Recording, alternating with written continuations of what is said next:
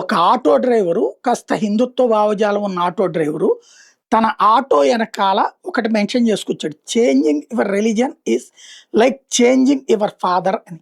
మతం మార్చుకోవడం అంటే మీ నాన్నని మార్చుకున్నట్టు అన్నటువంటిది. ఇది anyone born on this earth is a Hindu. Jai Shriram. ఈ భూమి మీద పుట్టిన వాళ్ళందరూ హిందువుగానే పుడతారు. అట్లా అది తప్పు. ఎవరి మతం ప్రకారం ఆడ పుడతారు కాబట్టి. బట్ ఇతను అన్నటువంటిది ఇది మతం మార్చుకున్నటువంటి దాని మీద మాట్లాడుకొచ్చాడు. దీని మీద కొంతమంది ముస్లింలు కలిసి అతన్ని కొట్టబోవడం, ఆ పైన నీ మీద పోలీస్ కేసు పెడతానని హెచ్చరించడం, పోలీసులు వెంటనే కేసులు పెట్టడం అన్నటువంటిది ఇప్పుడు కీలకమైనటువంటి పరిణామం అయింది.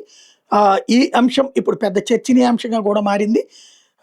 ఎస్ఐ గారు ఈ ఇష్యూ మీద ఇప్పుడు వరుస పెట్టి పెద్ద చర్చకి తావిస్తున్నటువంటి అంశం ఏంటంటే, ఎందుకు ఇట్లాంటి ఇష్యూ జరుగుతుంది? ఒకటి ఈ ఆటో వాళ్ళ మాట్లాడినటువంటి బెదిరింపు. ఎందుకు చెప్పు చెప్పు ఎందుకు చెప్పరా? ఏం రాపించినా ఇంకా కొట్టేసినా ఏం రాపించిన ఇక్కడ రా.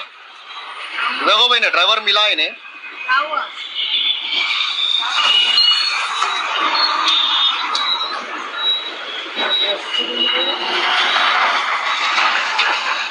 क्या नाम है तेरा?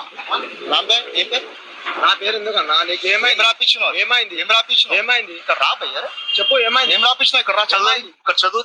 ఏమైంది? ఇదేంది? ఏమైంది? ఏమిది? ఏమైంది? నీకేమైంది? అరే ఏం రా భయ్ చెప్పు ఏమైంది? ఏమైనా? అరే తు డర్రా డర్రా అయిపోరే భయ్. మాట్లాడుతున్నా ఇక్కడ రారా భయ్ చెప్పు. ఇక్కడ రామైంది ఇక్కడ రాను. ఏమైంది? ఇక్కడ రా. ఏం రాపిస్తు? చదువు. నువ్వు చదువు అన్నా. నా చదివినా నేను చెప్పు. నువ్వు చదువు. నువ్వు చెప్పు. బోల్ భాయ్ మేరకు సమझा मेरे को. నాకు అర్థమైంది. నాకు కాలే నాకు కాలే నాకు బండినే రాయి. నాకు కాలే రా భయ్. నా బండినే రాయి. నాకు కాలే రా భయ్. అర్థం చెప్పి ఐ స్టాప్ పేయింగ్ ఫర్ ఇది. అంటే కొటేషన్స్ ఇట్లాగా ఏది ప్రపంచం భూమి మీద ఉన్నటువంటి వాళ్ళందరూ అజ్ఞానులు, ముస్లింలు కాని వాళ్ళు అజ్ఞానులు, లేకపోతే కనుక క్రైస్తవాన్ని అంగీకరించినటువంటి వాళ్ళందరూ కూడా పాపాత్ములు, ఇవన్నీ మాట్లాడలేదు. క్రైస్తవం మాత్రమే అంటే ఈ భూమి మీద దేవుడు ఒక్క అల్లా మాత్రమే, ఈ భూమి మీద దేవుడు ఒక్క ప్రభువు మాత్రమే వాళ్ళు కోట్ చేయట్లేదా?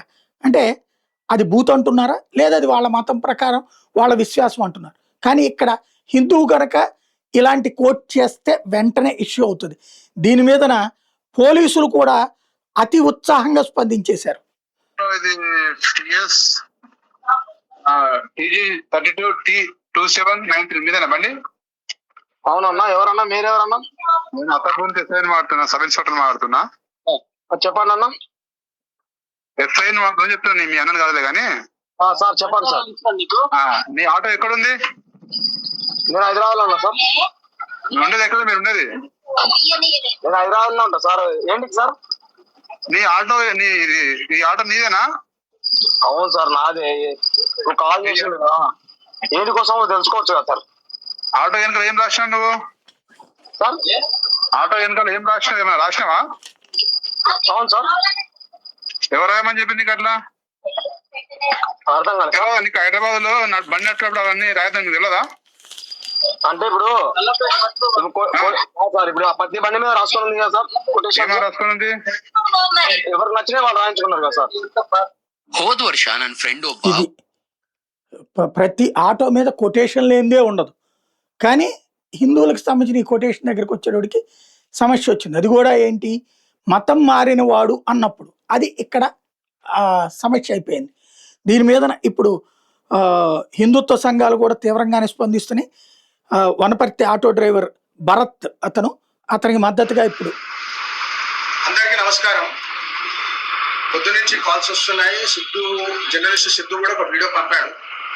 వీడియోలో ఒక హిందూ సోదరుడు తన ఆటో పైన వెనక ఈ భూమి మీద పుట్టిన వాళ్ళందరూ హిందువులే, మతం మార్చుకున్న వాళ్ళు తల్లిని మార్చుకున్నట్టు రాశాడు.